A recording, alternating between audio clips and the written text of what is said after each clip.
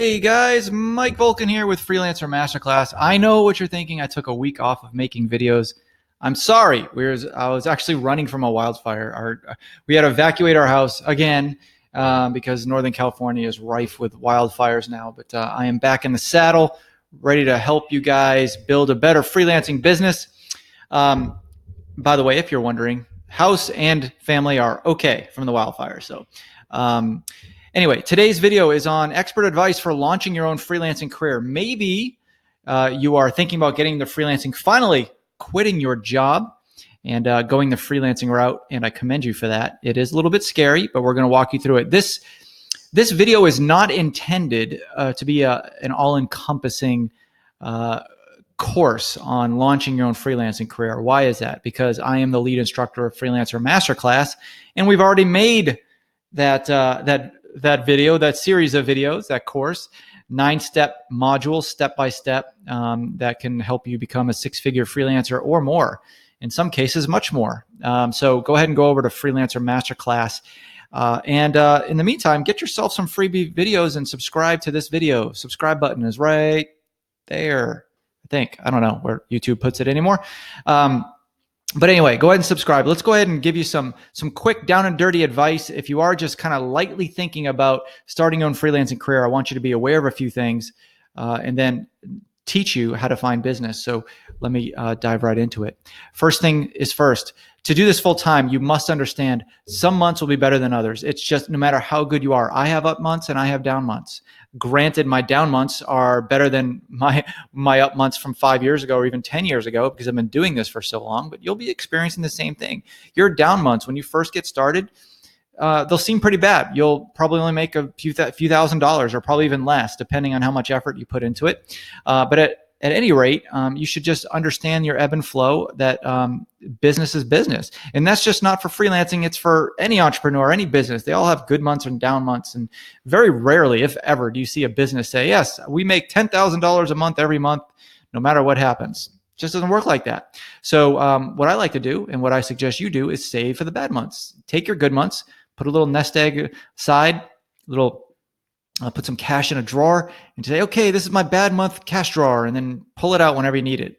Make sure everything is even Steven. All right. If that makes you feel better, by all means do it. And also you must understand there are advantages and disadvantages to working for yourself. Okay. There are, other than money, some of the advantages. I've done YouTube videos on the advantages of working for yourself and the disadvantages of working for yourself. So I won't go into all of them, but some of the advantages are the flexibility to work wherever you want. You have no boss, right? Working from home, no commute, dress whatever you want. I'm in my workout clothes right now, right? This is as fancy as I get in most days, unless I'm giving a presentation or something. And then the disadvantages, of course, is, hey, sometimes it gets lonely in here in your home office all by yourself, talking to yourself. This is actually therapeutic for me, is pretending like I have an audience right now. But really, the disadvantages are sometimes it gets lonely. There's an ebb and flow of money. There's a lot of disadvantages to being a freelancer, and I actually have a whole video on that. I suggest you go through all 9 or 10 points I talk about, but just take stock of the fact that you're going to get a lot of freelancers that are successful or even pretending to be successful, telling you that it's the best job in the world, you should absolutely do it. But only a small percentage of us are successful enough, top maybe 3 to 10%, I don't know the exact stats, can do this full time consistently well. Probably another 50% do it part-time and add probably more money than they do in their own salary job. And under 50%, I would say, freelancers are just dabbling here and there, just afraid to make the leap. They love freelancing even more than their regular job, but just afraid to make the leap. And that's what makes you so special, because you're looking into doing that, right? Hopefully. And another thing you must understand is that being a freelancer is the best job in the world. I love it. But you have to treat it like a business. So you got to set your goals. You got to monitor your goals, and you got to celebrate your goals, even punish yourself. I know of a particular freelancer who literally burns a $100 bill. I've seen him do it. He takes a $100 bill if he didn't meet his monetary goals, and he burns it. And he dreams about that $100 bill that he was like, man, I didn't make my goal. But that's the way I wouldn't do that. I'd rather take a $100 bill and bring it down to my local animal charity and help a dog out or something. But that's the way you got to do it. It motivates him to make 3 times as much the next month. He's all business that next month because he burned that $100 bill and he never wants to do that again. Some people are like that. All right. But celebrate your goals when you do make the milestones. I like to open a bottle of Prosecco and celebrate with my wife. Hey, I got a great month this month. I met my goals. And I do it as soon as I meet my goals, not at the end of the month. You know, as soon as you cross that finish line and collect that check that met your goal, whether it's mid-month or not, celebrate it immediately. That motivates you to keep making more money. Find your passion in your niche is my next suggestion. So really understand and take some time to do this. Don't, shove this off as, yeah, Mike, okay, I'll do that. Really do this, because this makes all the difference in the world. What do you do? And then what do you serve, or who do you serve best? So not only what do you like to do in terms of what kind of work you like to do, who do you serve best? Let's say that you're a tennis player. Since I'm a tennis player and I can relate to this, I don't do what I'm about to say, but let's say that, I'm using this as an example to show what you like to do. Let's say you're a tennis player and you want to give instructions online, right? So you'll be an online tennis instructing freelancer. So what do you like to do? I like to provide video tennis analysis to strokes. All right. Who do you serve best? Well, I like to serve tennis players, or maybe you want to serve other tennis instructors. Maybe you want to say, okay, everybody, all you tennis instructors out there, listen to me.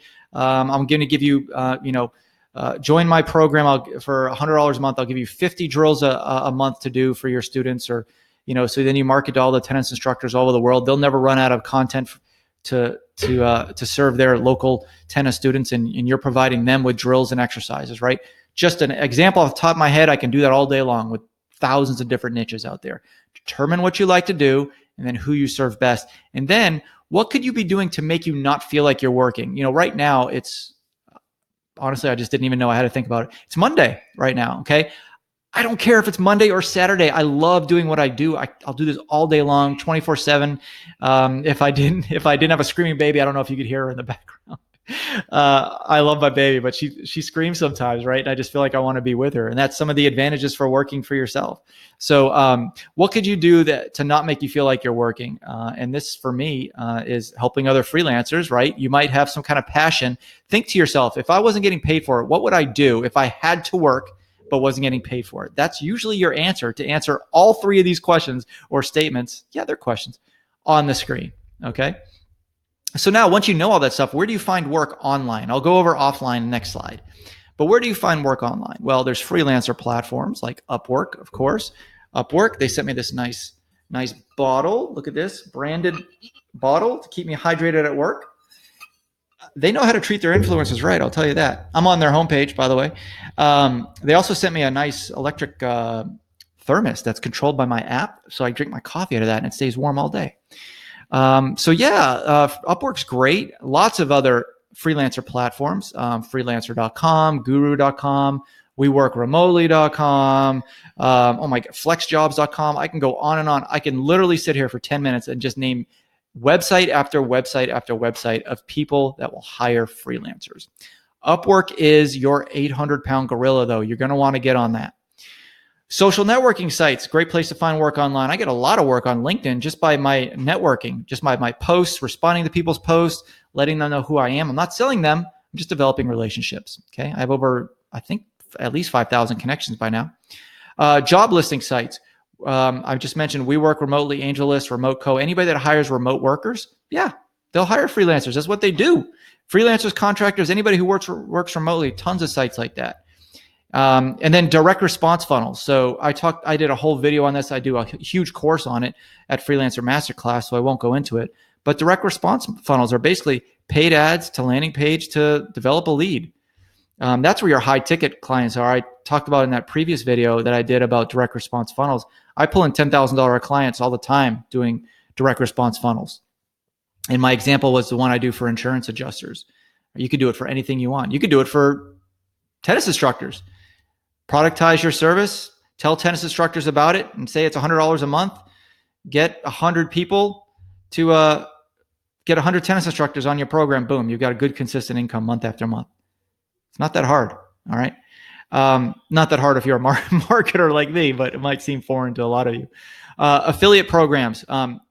Did a whole course in that, but there's a lot of people out there that are willing to market for you if they get a percentage of whatever you bring in. So they'll talk about you to their audience. They'll link to you, whatever. So look into affiliate programs. And then cold emails, not the best way to generate leads, but it's an option out there that I've gotten business from. So I felt like I should share it. All right. So go ahead and send some cold emails. And by the way, this doesn't mean cold spam emails. This means cold emails, like develop relationships with people, have something to be able to talk to them about. Where to find work offline? Maybe you're not the type to sit in front of a computer. Well, go to personal networking events. Go to events where you can either have a booth or attend a conference. Just network at events, local events, Rotary clubs, meetup.com clubs, anything. Speaking events, that's my big push for 2020 is get on stage more. I love being on stage and talking to people about what I'm passionate about and helping people. So maybe you're like that as well. Strategic partnerships. Maybe there's someone who has the same audience as you, but doesn't sell the same services as you. So in my case, as a marketing strategist, I might want to talk to a graphic design agency, and they might need to refer a marketer a lot. So if I create a good partnership with them, maybe we can refer business back and forth to each other. Getting published in niche magazines and newspapers. HARO, that stands for Help a Reporter Out. I think that's helpareporterout.com. But that's a way to get earned media. Those are journalists that are looking for quotes from experts. So you can be that expert in that field. So if they're looking for a graphic designer who specializes in 3D logo design, like they might need an article from you or even a quote from you for an article they're doing. You can host a workshop, local or national. You might have seen a lot of those flip those houses shows on HGTV. You know, they do those. They go from city to a city and they host local workshops and they get leads that way. And then cold calling. Not my favorite. I don't do it, but I know some freelancers who live and die by that. So those are some great ways to find work offline and online. And then some at the beginning of this video, I talked about some great ways to establish yourself as a freelancer. So good luck.